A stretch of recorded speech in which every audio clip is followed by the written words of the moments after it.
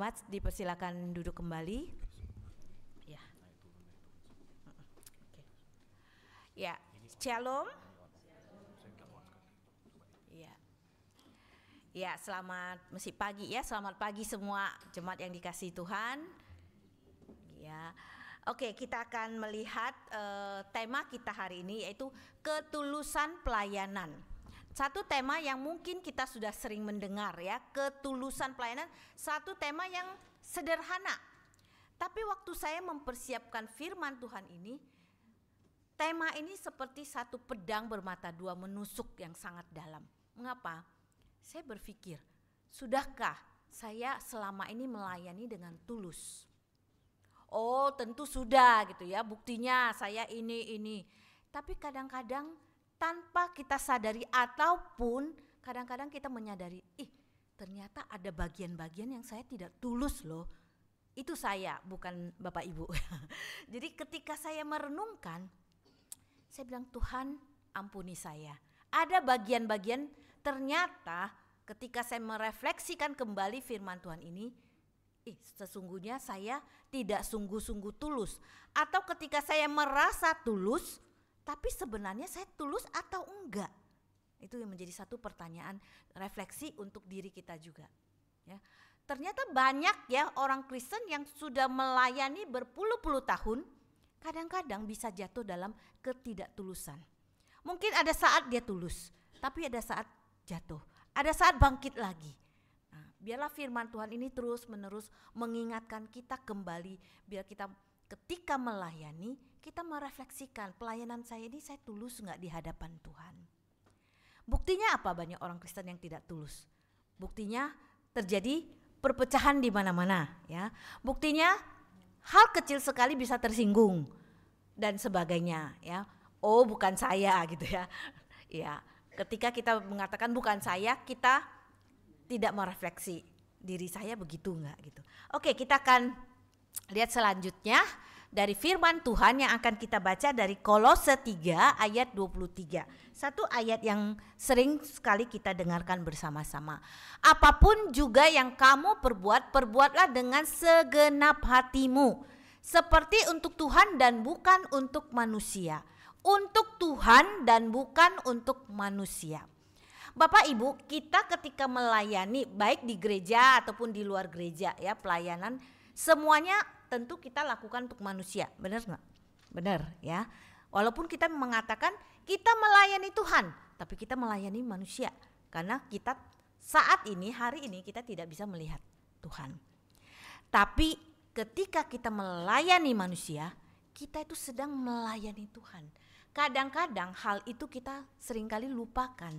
Sehingga ketika kita melayani, kita berpikir siapa dia atau siapa saya. Nah, itu mempengaruhi pelayanan kita. Nah, ketika kita mulai berpikir, saya ini tulus gak melayani? Nah, ini pertanyaan mengapa kita melayani ini boleh merupakan satu refleksi bagi diri kita. Hari ini saya akan sharingkan hanya 4 poin tentang mengapa kita melayani. Yang pertama, ditinjau dari sudut dasar teologis. Mengapa saya melayani? Oh, itu karena perintah Tuhan dan Tuhan memberikan teladan di dalam firman-Nya. Tuhan memberikan perintah, layanilah seorang akan yang lain, dan banyak ayat-ayatnya ya yang kita tidak bisa kupas satu persatu, nanti nggak pulang kita ya. Jadi banyak sekali tentang perintah Tuhan melayani. Ini adalah satu dasar teologis. Kita harus melayani karena Tuhan yang memerintahkan. Kalau saya nggak mau, boleh nggak? Boleh nggak Bapak Ibu? Perintah. Kalau Bapak Ibu merasa Tuhan yang sudah menyelamatkan saya, Tuhan yang sudah menebus dosa saya, Tuhan yang saya katakan dia sebagai raja saya, sebagai Tuhan juru selamat saya, masa saya nggak mau taat pada perintah Tuhan? Masa saya mau mengabaikan perintahnya? Bapak Ibu, kita nggak usah jauh-jauh. Ketika datang pejabat tinggi ke rumah kita ya, dia perintahkan, ayo kamu ikut saya dan sebagainya. Biasanya kita mau enggak? Ayo saya undang kamu. Kita mau enggak? Kita mau ya, karena dia pejabat. Prabowo misalnya ya. Oh dia presiden, mau nggak? Wah kita dandan yang terbaik gitu ya, baju yang terbaik kita pakai. Nah ini perintah dari Tuhan yang kita katakan dia adalah raja atas segala raja. Dia adalah juru selamat saya. Mengapa saya tidak mau taat pada perintahnya? Nah ketika kita melayani, oke, itu perintah Tuhan. Itu dasar teologisnya. Yang kedua, poin yang kedua, mengapa saya melayani? Saya mau memuliakan Tuhan. Nah itu seringkali merupakan satu jawaban yang ketika kita tanya ya, kenapa melayani jadi guru sekolah minggu?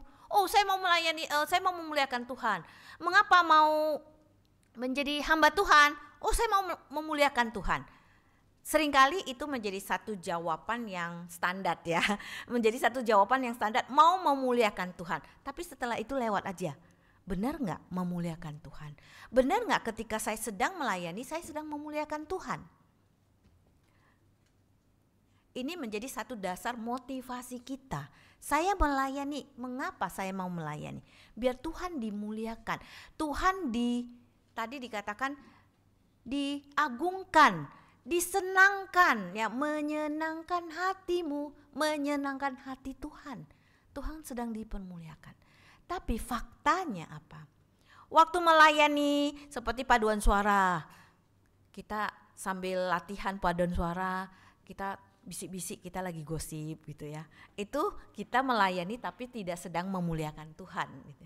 Nah ini yang poin kedua. Poin yang ketiga yang kita lihat di sini yaitu ketika saya melayani, mengapa saya melayani? Saya mau melihat dampak dari pelayanan saya kepada orang yang saya layani, ada nggak dampaknya? Apakah dampaknya positif atau justru dampaknya menjadi negatif? Itu dasar relasional ya, relasi. Atau ketika saya hadir di tengah-tengah pelayanan ini, malah jadi kacau di grup itu. Malah mereka terpecah belah. Malah mereka menjadi musuhan gara-gara keberadaan saya. Nah itu bukan dampak yang positif. Kenapa saya mau melayani? Justru dengan keberadaan saya melayani, saya mau menciptakan satu keharmonisan di dalam satu komunitas. Di dalam satu komunitas menjadi hubungan yang baik. Itu dampak bagi orang yang kita layani. Kalau justru sebaliknya, buat apa kita melayani? Kemudian poin yang selanjutnya, dampak pada diri sendiri. Jadi dasar kerohanian atau spiritual. Ketika saya mau melayani, saya itu harus berdampak untuk saya. Dampaknya apa? Bukan keuntungan pribadi, bukan. Tapi pertumbuhan rohani. Ya, kalau misalnya saya melayani justru membuat saya jauh daripada Tuhan, untuk apa saya melayani? Bisa nggak seseorang melayani tapi hatinya jauh dari Tuhan? Bisa. Sekarang saya memperhatikan beberapa hamba Tuhan remaja juga sharing. Lause, karena saya pelayanan jadi guru sekolah minggu ya di gereja saya, panggilnya Lause. Lause, gimana ya nih anak-anak remaja gitu pendekatannya? Mereka tuh mau melayani, senang melayani, main musik ya, pokoknya rajin. Tapi kalau begitu firman Tuhan dimulai, pengkhotbah naik, kucuk-kucuk satu-satu keluar di belakang di sana nanti. Ada juga saya pernah hadir di satu ibadah ya, bukan di Jakarta, di satu tempat gitu. Kebetulan kakak saya di situ, jadi saya ikut ibadah di sana. Saya perhatikan para pengurus, saya tidak tahu itu penatua, pengurus atau apalah ya. Pokoknya pakaian mereka itu seragam. Jadi saya anggap itu pengurus. Nah, mereka itu di belakang, ada yang menyambut, ada yang di belakang sedang seperti meeting kecil. Dan mereka itu ibadah sudah dimulai, banyak mereka masih ngobrol di luar. Dan ketika mereka udah masuk melayani dan sebagainya, melayani, duduk dan sebagainya, nanti begitu firman Tuhan sama satu persatu di luar, didiskusi di luar gitu. Saya berpikir, saya tidak menghakimi ya, saya mencoba tidak menghakimi, cuman saya berpikir ketika mereka melayani, tapi kenapa waktu firman Tuhan mereka tidak mau mendengar? Apakah ketika mereka datang melayani, mereka membawa sesuatu nggak pulang? Apakah firman Tuhan bisa berbicara kepada mereka ketika mereka tidak mendengar? Nah, jadi kita melayani Tuhan menjadi satu alasan kenapa saya mau melayani. Saya mau bertumbuh di hadapan Tuhan. Saya mau sungguh-sungguh bertumbuh, bukan hanya melayani sekadar melayani, bertumbuh dalam kerohanian saya, dalam kepribadian dan karakter saya. Biarlah 4 poin ini menjadi satu evaluasi, refleksi bagi diri saya, diri kita semua, mengapa saya mau melayani, dengan apakah pelayanan saya bisa tulus di hadapan Tuhan. Nah, beberapa ciri ketulusan pelayanan yang bisa saya sharingkan pada pagi hari ini. Yang pertama, kemuliaan Tuhan atau kemuliaan diri sendiri atau performance ya, pujian diri sendiri atau disebut performance. Nah, ketika kita melayani, benar nggak untuk kemuliaan Tuhan atau untuk kemuliaan diri sendiri? Nah, tanpa sadar ya, tanpa sadar banyak sekali orang melayani Tuhan lupa bahwa pelayanan itu untuk mempermuliakan Tuhan, untuk memuji kemuliaan Tuhan, untuk menyenangkan hati Tuhan. Saya mendengar satu kisah yang disampaikan oleh seorang teman saya yang merupakan seorang gembala sidang di satu gereja. Dia katakan demikian. Ada satu jemaat, dia itu terpilih menjadi satu PIC, panitia Natal. Dan ini gereja besar ya, gereja besar. Natal itu begitu luar biasa dramanya. Jadi mereka sewa sound system, sewa pencahayaan dan sebagainya. Drama musikal itu bagus banget gitu, bagus banget. Dan semuanya mengatakan itu sukses ya. Natal berjalan dengan baik, meriah dan sukses. Firman Tuhannya oke dan semuanya sukses. Bagus sekali. Tapi ketika tahun depan dia tidak terpilih menjadi panitia, walaupun bukan PIC, anggota pun dia tidak terpilih. Tidak tahu kenapa dia tidak terpilih, karena orang tidak memilih dia gitu ya. Di situ dia mulai mengatakan apa?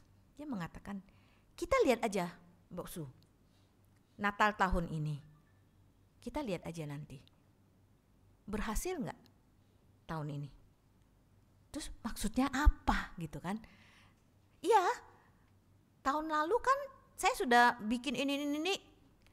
Harusnya mereka masukin saya jadi panitia. Setidaknya walaupun saya bukan jadi PIC kan gantian jadi PIC. Tapi setidaknya mereka bertanya dong, kenapa tahun lalu bisa sukses begitu? Tahun ini kalau mereka gak bertanya bisa gak sukses? Belum tentu kan? Mereka harusnya bertanya kan? Harusnya saya ada di dalamnya kan? Kita lihat aja. Nah, apa maksudnya? Dia ingin tahun depan ini pasti tidak sesukses tahun yang lalu. Berarti apa? Ketulusan pelayanan itu tidak bisa dinilai saat itu aja kan. Sampai bertahun-tahun masih dilihat tulus enggak? Ternyata tahun lalu pelayanannya mungkin tidak tulus di hadapan Tuhan. Kenapa? Karena bukan lagi kemuliaan Tuhan, tapi pujian, performance yang ditampilkan untuk dirinya.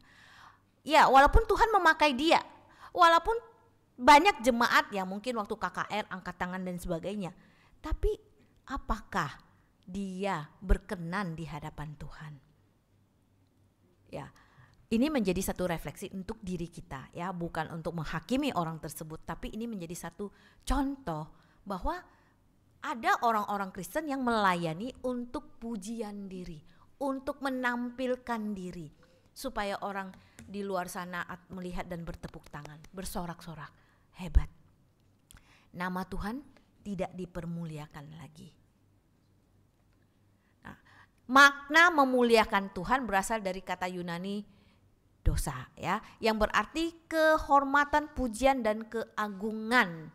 Dan di dalam kekristenan kita seharusnya baik di dalam kehidupan kita setiap hari, baik di dalam pelayanan, itu terus yang disoundingkan, artinya yang muncul di pikiran kita masing-masing ketika kita sedang melayani.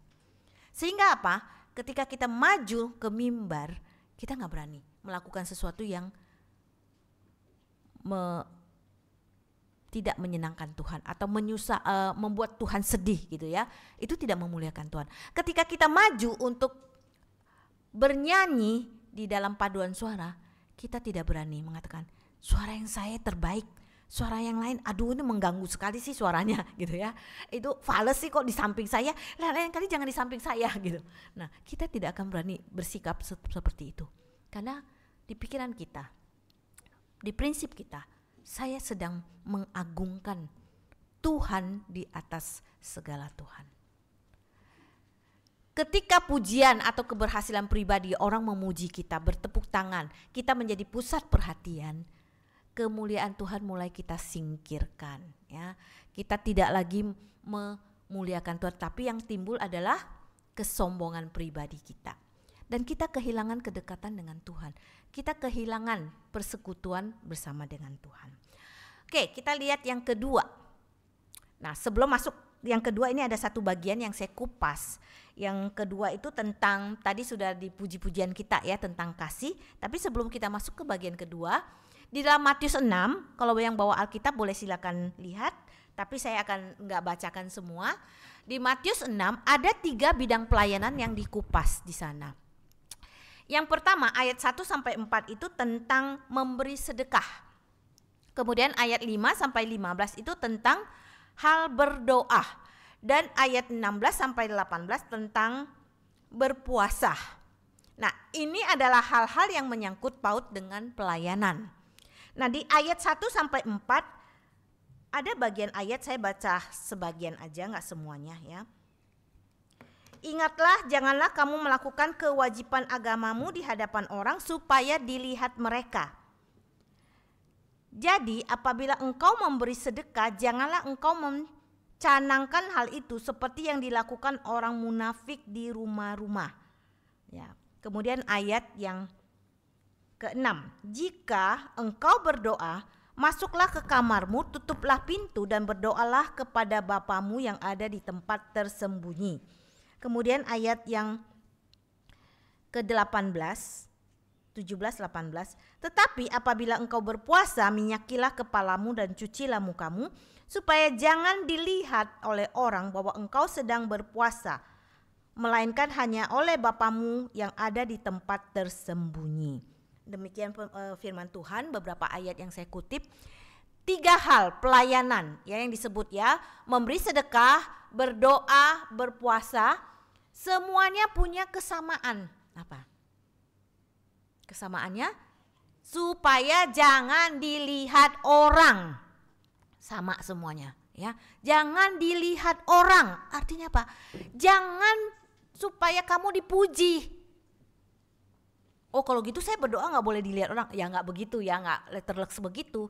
Tapi ketika kita berdoa pribadi, berlutut di hadapan Tuhan dengan sungguh-sungguh, kita tidak mencari pujian. Wah itu si pendoa ya luar biasa doanya. Gak seperti itu. Ketika kita berpuasa, kita lemes-lemes gitu ya. Supaya orang lihat, wah ini rajin berpuasa. Bukan seperti itu kata Tuhan. Jangan dilihat orang apapun yang kamu lakukan.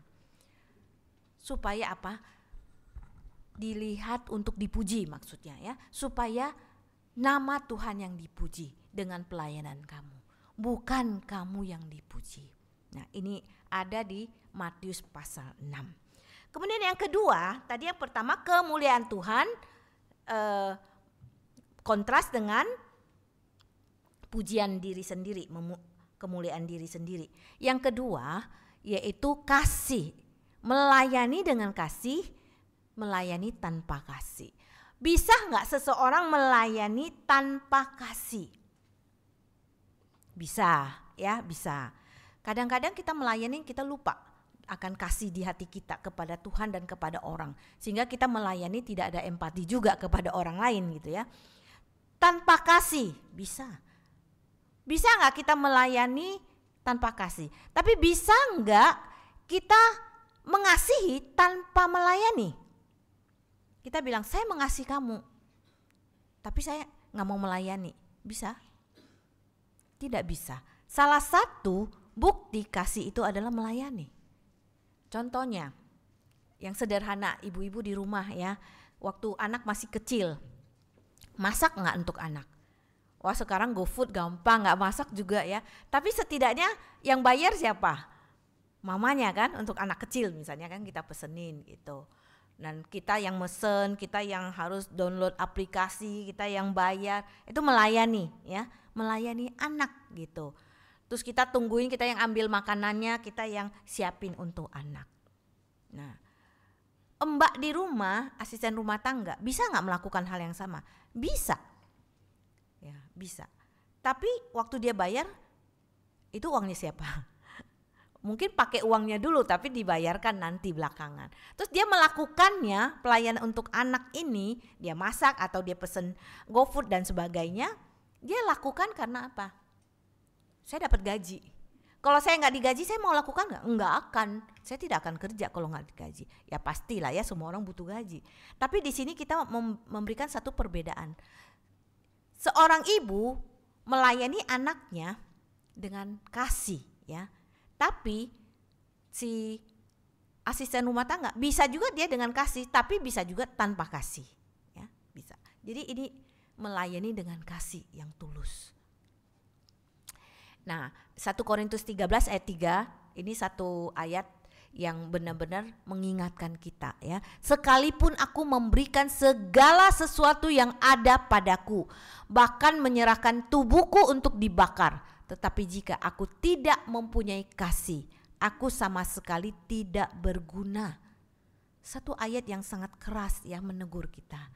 Artinya sampai memberikan diri untuk dibakar. Waktu saya merenungkan ayat ini, loh kok ada orang yang memberikan tubuhnya untuk dibakar tapi tanpa kasih? Bisa gak sih?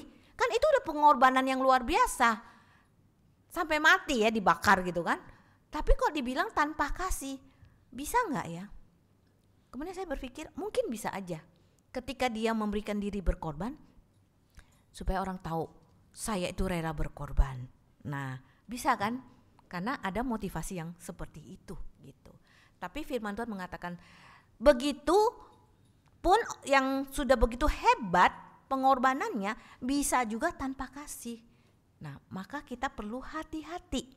Waktu saya melayani sehebat apapun, saya ada kasih nggak di dalam pelayanan saya ini? Walaupun saya sudah berkorban, yang saya korbankan apa? Waktu, tenaga, pikiran, uang, macem-macem gitu ya. Tapi bisa nggak saya lakukan tanpa kasih? Bisa jadi. Firman Tuhan ayat ini menolong kita untuk mengevaluasi, merefleksikan diri kita. Nah, orang bisa melayani tanpa kasih, orang tidak bisa mengasihi tanpa melayani.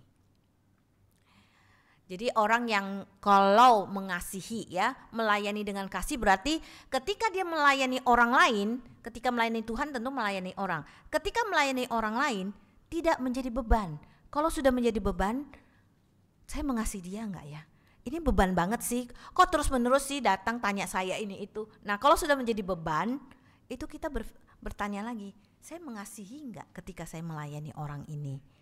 Nah, ketika ada orang yang ketika melayani dengan lama, gerakannya lama, itu kan tipe orang beda-beda ya. Ketika ngerjain sesuatu di kepanitiaan, lama prosesnya, kita jadi gregetan. Boleh gak gregetan? Boleh aja ya. Tapi ketika kita datang ke hadapannya, kita dorong. Itu melayani dengan kasih. Kita gak, gimana sih kerjanya, lama amat sih, ini sih.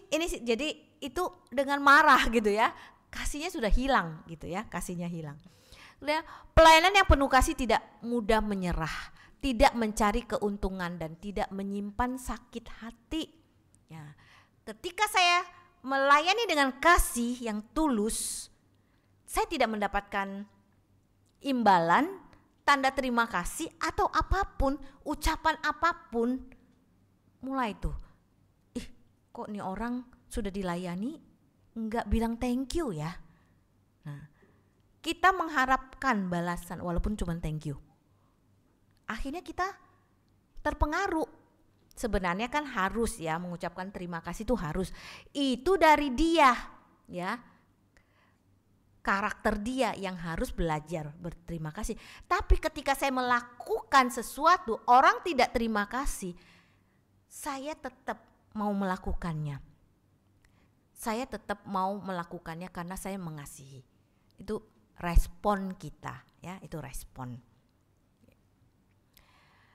Nah, yang ketiga, kerelaan berbanding dengan keterpaksaan, terpaksa ya.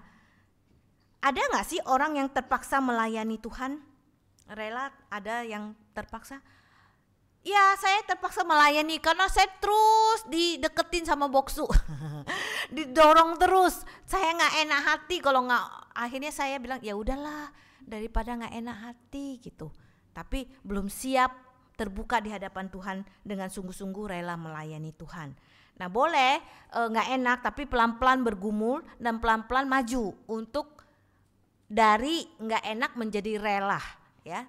Dari nggak enak hati itu menjadi ya saya mau mengasihi Tuhan dengan sungguh-sungguh, melayani Tuhan dengan sungguh-sungguh, dengan kerelaan hati. Tidak mudah ya kalau kita dengan rela, tapi ketika kita merasa jenuh, tidak mudah untuk apa? Untuk kita, aduh saya harus terus-menerus, tidak mudah. Tapi kita ingat ketika saya rela, saya tidak akan merasa sangat lelah.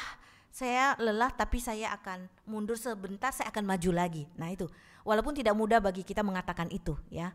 Artinya gini, kadang-kadang kita bisa jenuh. Pelayanan, saya melayani jadi guru sekolah minggu kurang lebih hampir 40 tahun ya. Hampir 40 tahun, saya dari umur 15 sampai sekarang tetap menjadi seorang guru sekolah minggu gitu. Nah, guru sekolah minggu bagi kelas bayi, sudah saya pegang kelas bayi ini hampir 20 tahun. Tidak naik kelas, tidak naik kelas bayi dari 0 sampai 3 tahun. Ada jenuhnya enggak? Ada ya, kadang ada. Tapi ketika saya merenungkan kembali, saya rela enggak sih melayani anak-anak ini? Ketika saya mengatakan oke, saya tidak terpaksa, saya rela. Oke, saya maju lagi. Saya bangkit lagi dari kejenuhan. Nah, itu yang saya maksud, tidak mudah untuk tidak merasa jenuh seperti itu. Nah, ketika kita rela, kita juga tidak kehilangan motivasi. Saya rela, saya mau memuliakan Tuhan, motivasi saya. Saya tidak ingin mudah menjadi kecewa. Ketika saya sudah melayani, orang tua juga lewat-lewat seolah-olah tidak kenal kamu misalnya gitu ya. Kita melayani anaknya, kita ini ya. Oke, saya tidak akan menjadi mudah kecewa karena saya melayani dengan rela seperti itu dan mendatangkan sukacita ketika ada kerelaan melayani Tuhan. Poin yang terakhir, memberi tanpa pamrih. Ya, memberi tanpa pamrih berbanding terbalik dengan memberi untuk mendapat balasan. Apa yang kita beri ketika kita melayani? Kita memberi banyak dengan waktu, tenaga, macam-macam ya, pikiran. Kadang-kadang ya saya tahu ya, pernah melayani di gereja, sekarang saya melayani di sekolah ya. Saya melihat majelis kalau rapat sampai malam gitu ya. Oke, itu waktunya. Terus kadang-kadang waktu untuk keluarga juga diambil gitu kan. Sampai weekendnya tidak jalan-jalan sama keluarga, meeting, banyak sekali. Itu memberikan waktu yang luar biasa gitu. Nah, ketika memberi, apakah memberi dengan mengharapkan balasan atau memberikan dengan tanpa mengharapkan balasan, tanpa pamrih? Ada seorang yang mengatakan kepada saya ketika ya dia curhat ya, saya sakit, nggak ada tuh yang datang besuk saya. Waktu saya jadi pemerhati wilayah, kita di gereja saya ada tuh yang namanya pemerhati wilayah. Waktu saya menjadi pemerhati wilayah, tuh setiap jemaat yang di wilayah saya kalau sakit, saya datangin loh, jauh-jauh saya datang, saya besukin. Giliran saya sakit, nggak ada satupun yang datang dari wilayah itu, nggak ada satupun yang datang. Selidik, saya tanya dan sebagainya. Dia nggak info, ya siapa yang tahu kan? Nah itu yang banyak yang terjadi ya, nggak pernah info. Misalnya dia masuk rumah sakit, keluarganya nggak info ke gereja. Dari mana gereja bisa tahu kalau nggak info gitu? Harusnya info gitu. Dan kalaupun sudah diinfo tetap nggak datang, ya sudahlah ya gitu kan? Ya sudahlah gitu. Tapi mengharapkan ya, saya dulu melakukan ini, ketika saya lakukan harusnya orang lain juga melakukan untuk saya. Nah itu mengharapkan balasan. Jadi ketika memberi sudah lepas dan tidak disinggung lagi gitu. Saya sudah memberi ini ya sudah cukup dengan rela. Jadi tidak mengharapkan apa-apa, tidak mengharapkan orang balas saya dan sebagainya. Wah, saya memberikan persembahan yang paling banyak untuk gereja ini. Tapi kenapa Boksu waktu ini yang dibesukin orang lain, saya nggak dibesuk misalnya. Mengharapkan balasan. Nah itu, memberi tanpa pamrih berbanding terbalik dengan memberi untuk mendapatkan balasan. Nah ini saya mengutip untuk menutup firman Tuhan hari ini. Meskipun Allah menghargai pelayanan kita, kita tidak boleh melayaninya dengan motivasi untuk menerima pujian dan balasan. Pelayanan yang tulus adalah pelayanan dengan pengertian bahwa Allah lah yang layak menerima segala pujian. John Calvin ya. Ini tokoh gereja yang sangat terkenal ya. Meskipun Allah menghargai pelayanan kita, kita tidak boleh melayaninya dengan motivasi untuk menerima pujian dan balasan. Ini satu kalimat yang perlu kita ingat di dalam kehidupan kita. Ketika kita sedang melayani, siapa yang kita layani? Mengapa saya melayani? Sudahkah saya tulus melayani di hadapan Tuhan? Ada 3 hal yang boleh menjadi satu perenungan kita ketika kita duduk di hadapan Tuhan pada saat ini. Kita mengevaluasi kembali motivasi ya. Kita bertanya, Tuhan, apakah motivasi hatiku dan pelayananku selama ini tulus untuk Tuhan? Kita lakukan, kita boleh memilih tindakan pelayanan apapun yang mungkin selama ini saya belum melayani. Saya mau ambil bagian di dalam melayani. Apapun itu yang mungkin orang tidak melihat. Mungkin saya mendoakan gereja ini, mendoakan hamba Tuhan, mendoakan majelis, mendoakan setiap orang sakit dengan diam-diam tanpa harus orang tahu. Mungkin saya ingin memberi. Dan banyak hal yang bisa kita lakukan di hadapan Tuhan. Sudahkah saya melayani dengan tulus di hadapan Tuhan? Amin. Kita berdoa. Bapa dalam surga, kami datang di hadapan-Mu dengan segala kerendahan hati. Firman Tuhan sudah berhenti berbicara pada pagi hari ini. Tuhan yang terus berbicara di hati kami. Biarlah firman Tuhan boleh kami taruh di hati dan pikiran kami. Kalau kami melayani Tuhan, biarlah kami mau sungguh-sungguh tulus di hadapan Tuhan. Biarlah kami sungguh-sungguh mau menyenangkan hati Tuhan, mau memuliakan Tuhan. Segala puji hormat hanya untuk Tuhan, bukan untuk kami. Bantu kami Tuhan. Terima kasih Tuhan, kami bersyukur di dalam nama Tuhan Yesus. Amin. Silakan kembali.